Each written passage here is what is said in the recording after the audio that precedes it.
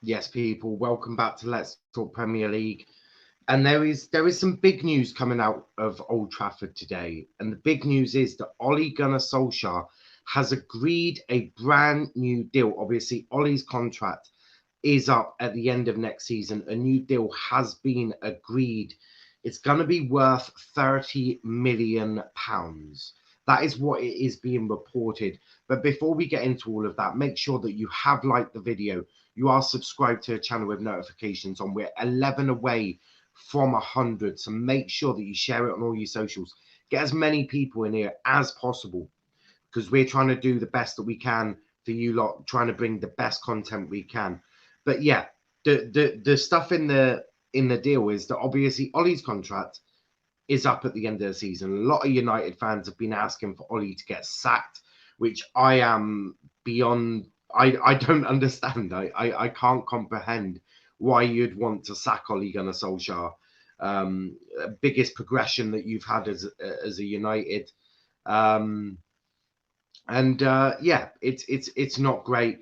Uh, Kenny saying I'm very ill right now, tested negative for COVID though.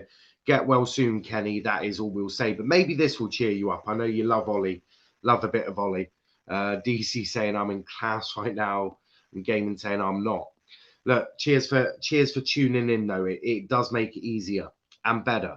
Um, but the news is that Ole Gunnar Solskjaer has signed a new deal.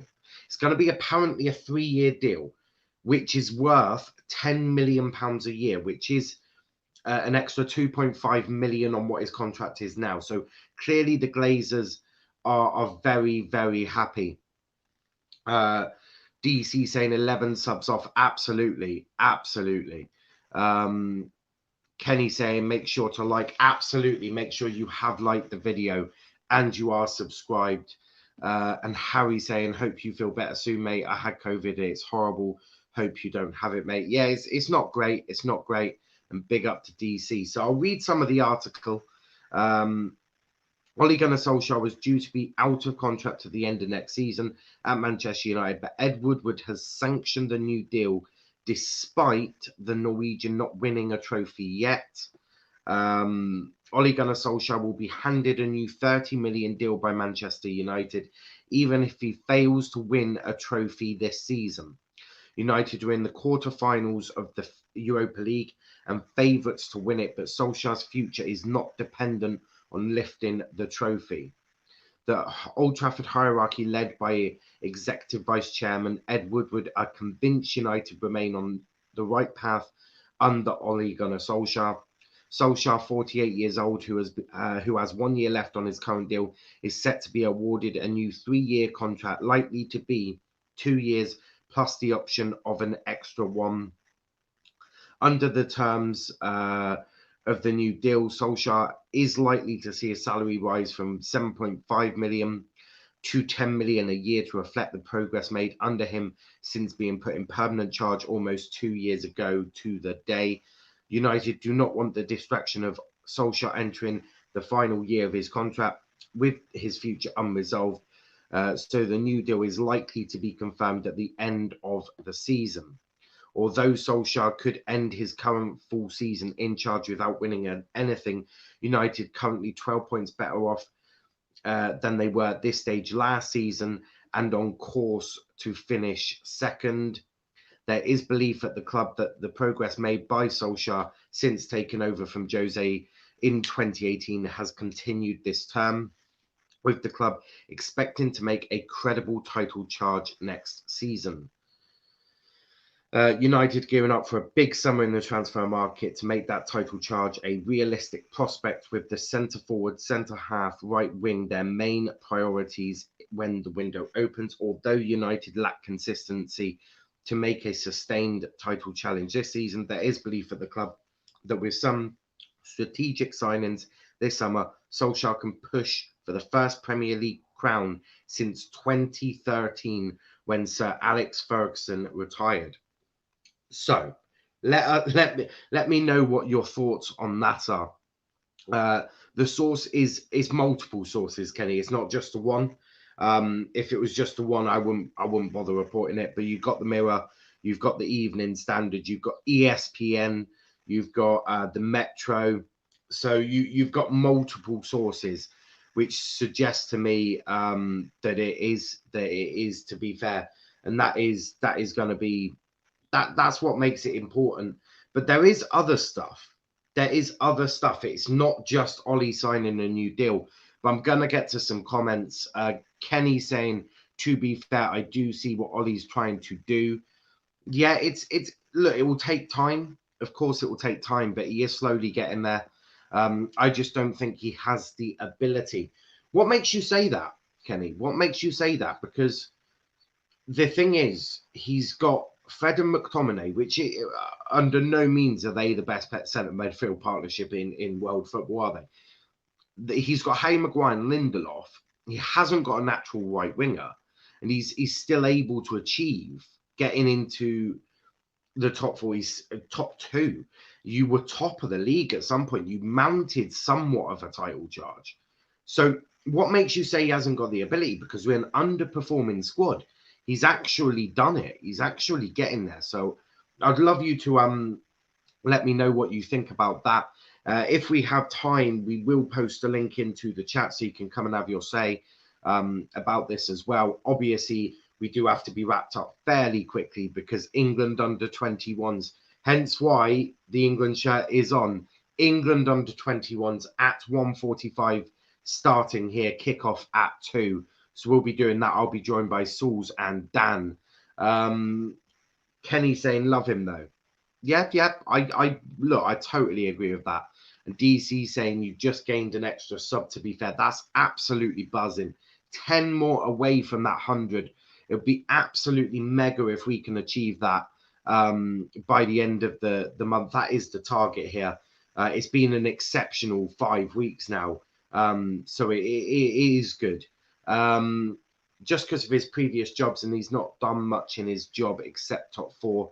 I think we have the squad to do it.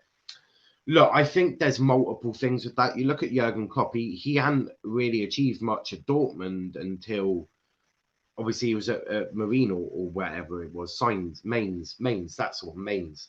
And he's doing a fairly good job. So it is important to see what he's doing and just working hard. He's working hard. He understands the club as well. And you think this would be the first time since Fergie left that you've achieved top 4 2 years in a row, which I know is absolutely no achievement. But when you compare it to the likes of Jose and Louis van Gaal and David Moyes, he's been the most successful manager.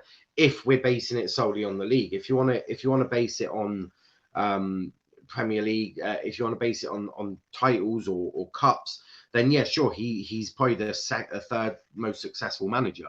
But if you're basing it on the league and the trajectory that you're on and the improvements that you've seen, he's the most successful manager in Premier League at United, right? So that's why I question that a little bit. But if you're going in the right way, it's only an extra 2 year plus of one year, so it could work for you. It could be really beneficial, especially with the new hierarchy coming in, that new setup. John Matuff and Myrtle and Darren Fletcher obviously settling into their new roles. So it is going to be important about how you achieve this, to be fair. DC saying, don't rate that jersey. Yeah, not many Irish people rate the English jersey. This one was back a few years ago. This one was. To be fair, it's by far my favourite one. I do like it. Have horrible feeling. Absolutely not. We're not going to be losing to San Marino. That's a fact. If we do, I'll be mad. It is mad. It is absolutely mad. Future United player's birthday today. It is Sancho's birthday, so it is a special day, I'm guessing, for United fans. Absolutely. And DC, not a chance. So the other bit of news is that Declan Rice is apparently going to be United's first choice midfielder. Senior figures at Manchester United are in agreement over Declan Rice, with the club interested in signing the West Ham United midfielder. 22-year-old Rice has been an integral role in West Ham's push for European qualification this season, captaining the side for much of the campaign and having played every minute of their league campaign. Chelsea have been heavily linked with the move for their former academy player, but that interest is said to have been largely driven by Frank Lampard, fading since Thomas Tuchel's arrival in January. United have also been credited with interest, and according to Daily Express, manager Ole Gunnar Solskjaer, football director John Myrtle, technical director Darren Fletcher are in agreement Rice would be an asset at Old Trafford. West Ham value Rice at an eye-watering £100 million. The Hammers boss David Moyes insisting his player is worth even more than that. I don't agree with the owners that Declan Rice is a £100 million footballer. Far more than 100 million, far more, Moyes said in February. I look at the players who have joined some clubs from overseas and come in, and nowhere near had the impact that Declan Rice would have. I certainly wouldn't put a price on it. You can decide which figure you want to put on it, but I wouldn't be sanctioning anything like that, that's for sure. United are understood to have been keeping their eye on a centre-half and a striker heading into the summer transfer window. The club are linked with La Liga trio Rafael Varane, Pau Torres and Jules Koundé as part of their search for a long-term partner for Harry Maguire at the back, while Erling Haaland reportedly tops their list for a new focal point up front. I mean, so let's put that a bit into context. You've got Declan Rice, apparently David Moyes rating him at over £100 million, which is complete bullshit, because his value. So I don't know if you guys have seen that there is a thing that FIFA do and all of that. I'll find it now for you. Cannot find it again. Basically, there's this thing from FIFA, and they rate the players' values. It's based on the club they're at, the competition they're in, the length of their contract, the performances, all sorts. You know, the things you'd assume that it's not just all based on ability, is it? And they rate Declan Rice at around the 50 to 70 million mark. So I don't think they'll do 100 million. I think with a bit of sort of negotiating with John Myrtle, obviously a huge part of that, they could probably get that down to probably the 80-70 mark.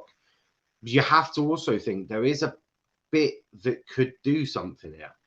It's a certain Jesse Lingard. Now, Jesse Lingard is not the quality of Bruno Fernandes, right? So could United potentially say, look, we want Declan Rice, we don't want Jesse Lingard. Could we offer Jesse Lingard plus cash to get Declan Rice? More than plausible. You see that happening all the time. West Ham would probably be like, yeah, why not? I mean, they've kept Souček, presuming they kept Souček. That's still part of the double pivot there. Obviously not the Declan Rice, but and then they get Jesse Lingard permanently for free, plus some cash for Declan Rice. Would make a very good deal for me. But Jesse, very, very happy at West Ham at the moment. So, yeah, it's definitely one of them. You could see it potentially doing that. What have we got here? So, a couple of comments here. If he moves to United, he will be my most hated player in the Prem and plays with Manchester United. Everyone hates Manchester United, I think. Kenny saying, everyone hates us because we're too good. Who, England or Man U? Both, not Man U. If we got Declan Rice, I'd be ecstatic. That's promising. I mean, the fact that you could get Declan Rice would be everything you need. right? Because Declan Rice could do that DM role on his own. His passing's good, his defensive awareness is good. He could do that on his own. He wouldn't need to be a part of this double pivot at United. He would need a box to box, and if you could get someone quick, you don't have to worry about that either. So it's a win-win situation for absolutely everyone. DC saying you can't do that to Lingardinho. Lingard's actually very happy at West Ham. Very happy. He's getting a run of games. He's now in the England squad. That would never have happened if it weren't for going to West Ham. That's a fact, right? Jesse would not have got the England role. He would not have been called back up if it weren't for going to West Ham on loan. That's a fact. He wouldn't have saw time at United. Ollie wouldn't have used him. His best option is to leave the club, get first team football, really sail on. And West Ham are doing a good job. And if they can sell Declan Rice for 50, 60 million plus him, then that's 50, 60 million that they can reinvest into the squad. So West Ham is a good option for Lingard. Bad from Lingardinho. No, I think it would be a good move for him, to be perfectly honest. RJ and the Irish guy link up needed. Yes, RJ, he's a bit busy this week, as are a few other people, but hopefully they'll be back here soon enough. RJ will definitely be back for the United show on Friday. Got a test, so he'll be back tomorrow. But you've got me and Sauls. We're carrying the channel today. We've got obviously Daniel, a new lad who's going to be joining. Because he's going to be a part of the Chelsea show. So lots of new things coming up, lots of exciting things that we are excited to do as well. Obviously, as you can see with the new overlays, everything's starting to look neater and look better. It's all linked up. The colours all linked up as well. As you can see, when I pull up a comment, it's all linking. Colours all the same. It's what we want. But what I want, I won't open the lines today because there's so much to do today. I've got to prepare. Kenny saying Goldbridge follows me on Twitter so I can DM him. Last time I checked, I don't think Mark Goldbridge would come on to our channel, but that's never say never really. But I somehow don't think that will happen. But would be amazing. I know RJ absolutely loves the guy. But what the other bits in the article were saying that United's 3 targets are a Haaland, a right winger, a centre back. But they also want Declan Rice, right? So apparently they're going to stock up on absolutely everything everyone's been saying, which would suggest to me that they're maybe listening a bit. But obviously they got football people in charge. Now, does that mean that they're going to get all of them? Well, no, because if Declan Rice is about 60 million, Koundé, you're going to say, is about 40, 50 million. That's already 110 million there. Then you've got Haaland, which is you're looking at about 100. So that's 210 million. And Sancho is going to cost about 70, 80. So that's about 270 million pounds. Anyone really suggesting to me that Manchester United are going to pay 270 million in one window? It would be a fucking horrific. That would be amazing. That would be incredible. That would be incredible. But I don't see that happening personally. DC saying you're going to get shat on by San Marino. We won't. We are going to win the game. We're winning the Euros, boys. I was listening to Three Lions, and you know what? We're winning the Euros with the under-21s and the seniors. We're doing it. Football's coming home, boys. Football is coming home. That's a fact. And Sancho is 80 to 100 million. It's nearer the 80 million, mate. Nearer the 80 million because look, he's coming towards the end of his contract. A lot of shit going on, and Dortmund aren't even in top 4 yet, and that is a big worry, especially with Haaland and Sancho. Chelsea want them as well, but I don't think Haaland's too keen on going Chelsea.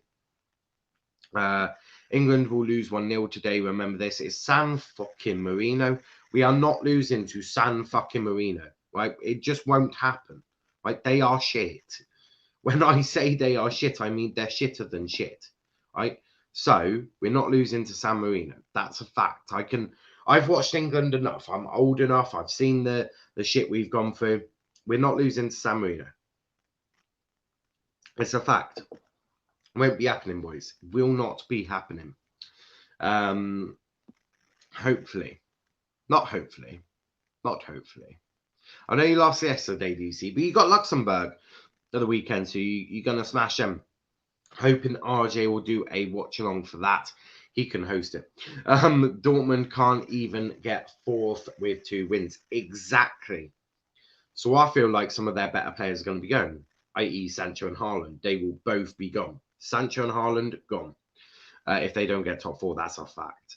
They ain't gonna be staying around there whilst the team is whacking out Europa League. You think Haaland and Sancho are gonna stay at a team that's in Europa? I don't think so. I don't think so. Champions League is required. Kenny saying San Marino are the worst national team. Just an England thing. Look, no. We're shit, but we normally don't bottle qualifiers. That's a fact. We normally sail through the qualifiers. That's just an England thing to do. Sometimes it doesn't happen, but look, I don't think we will. But that's not until this evening, boys. You're forgetting there's a bigger game in charge of that one. There's a bigger game before that. Our under 21s. It's our under 21s. That's at 1:45. So make sure you are tuned in for that. I got to go for class. I have a test, but I'll be back. Big up to DC. Thank you for tuning in, buddy. Kenny saying I support England, by the way. Yeah, but we always have one loss. Yeah, that will come to Poland, like Czech Republic. Yeah, it will come to Poland or something ridiculous like that. But we have come to the end of the stream there, boys. Big up to everyone in the comments. A big up to that extra subscriber that's just subscribed to us as well. A full 90. So we are 10 subscribers away from that magic target of 100. So a big up to absolutely everyone. 10 subscribers. A big up to absolutely everyone who has liked and subscribed the video. 3 likes, that's not too bad, but 10 subscribers away. So Kenny and DC, make sure you share in the stream on all your socials when we're next live. The 1:45, we are going to have England under 21s versus Switzerland in the first group game, Group D of the European Championships for the under 21s. Big game for them.